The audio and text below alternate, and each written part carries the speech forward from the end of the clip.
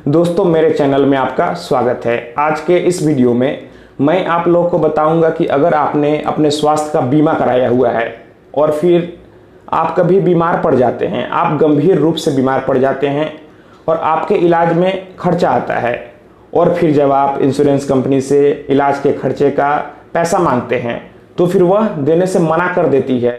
और जब आप इंश्योरेंस कंपनी से अपने इलाज का खर्चा का पैसा मांगते हैं तो फिर वह आपके एप्लीकेशन को अस्वीकार कर देती है, वह आपके इंश्योरेंस की राशि को देने से मना कर देती है।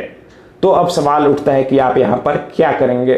दोस्तों, ऐसा कई सारे केसेज मेरे पास आते हैं जिसमें कि कोई व्यक्ति बीमार होता है, उसने अपने हेल्थ का इंश्योरेंस कराया हुआ होता है, लेकिन जब वह अपने इंश्योरेंस का क्लेम करता है तो फिर जो इंश्योरेंस कंपनी है क्लेम देने से मना कर देती है। ऐसा कई सारे केसेज रोजाना आ रहे हैं। तो अब यहाँ पर सवाल उठता है कि आप क्या करेंगे। जो आम आदमी होता है वह सोचता है कि क्यों उलझा जाए, वह फिर समझौता कर लेता है और खुद अपना पैसा ही लगा देता है। लेकिन जब आपने इंश्योरेंस कराया हुआ है तो फिर यहाँ पर कंपनी का जिम्मेदारी है कि वह आपके इलाज का खर्चा उठाए। वह इंश्योरेंस की राशि को देने से मना बिल्कुल भी नहीं कर सकती है। तो अब यहाँ पर सवाल उठता है कि अगर आपके साथ भी ऐसा होता है तो फिर आप क्या करेंगे। दोस्तों, अगर मान लेते हैं आप बीमार पड़ गए, आपने किसी अच्छे अस्पताल में अपने आप को भर्ती कराया, आपके इलाज का जो भी खर्चा आया, सारा बिल, सारा डॉक्यूमेंट, सारा पेपर आपके पास है, और जब आप इंश्योरेंस के लिए क्लेम करते हैं तो फिर वह कोई ना कोई कारण बताकर आपके आवेदन को रिजेक्ट कर देते हैं। तो दोस्तों, आप यहाँ पर सबसे पहले किसी वकील से मिलें और आप उन्हें पहले लीगल नोटिस दें। आप लीगल नोटिस में जिक्र करें कि आपके इलाज में इतना इतना खर्च आया। अगर आप इतने से इतने डेट के भीतर, आपका जो वकील होगा वह एक डेट मेंशन करेगा, आप अगर इंश्योरेंस की राशि को नहीं देते हैं तो फिर मैं कोर्ट में जाऊंगा।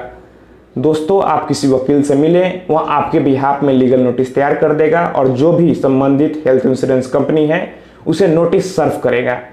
अगर आप लीगल नोटिस देते हैं तो फिर यह भी आपके फेवर में एक एविडेंस होगा। जब कल को मामला कोर्ट में जाएगा तो फिर यह क्लियर होगा कि आपने कोर्ट में आने से पहले उसे लीगल नोटिस दिया। दोस्तों, चांस रहता है कि लीगल नोटिस देने के बाद कंपनी को समझ में आ जाता है कि जो पीड़ित है वह कोर्ट में भी कल को जा सकता है। तो हो सकता है आपके लीगल नोटिस देने पर वह आपके इंश्योरेंस की राशि को दे दें। तो दोस्तों, यहाँ पर आपको कोर्ट में जाने से पहले लीगल नोटिस जरूर सर्व करना चाहिए। आपका कोई भी स्थानीय वकील आपके बिहाफ में लीगल नोटिस कंपनी को दे देगा। फिर अगर लीगल नोटिस देने के बावजूद भी कंपनी के कान पर जू नहीं रेंगता है तो आप यहाँ पर निश्चित ही कंज्यूमर कोर्ट में केस फाइल कर सकते हैं।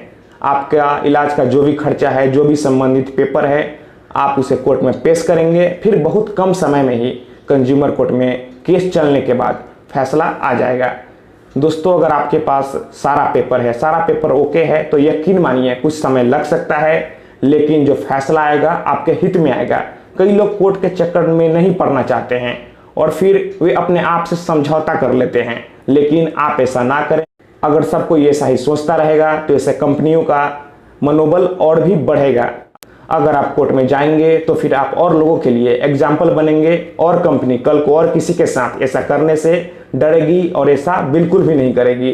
तो अगर आप पीड़ित हैं तो आपको पहले लीगल नोटिस सर्व करना चाहिए, और फिर लीगल नोटिस देने के बावजूद भी कोई भी रिस्पॉन्स नहीं मिलता है तो फिर आपको निश्चित ही कोर्ट में जाना चाहिए। तो दोस्तों, मैं आशा करता हूं आपको यह वीडियो पसंद आई होगी। अगर आपको लगता है कि यह वीडियो आपके काम की है तो फिर आप इस वीडियो को अपने दोस्तों और रिश्तेदारों में भी शेयर करें।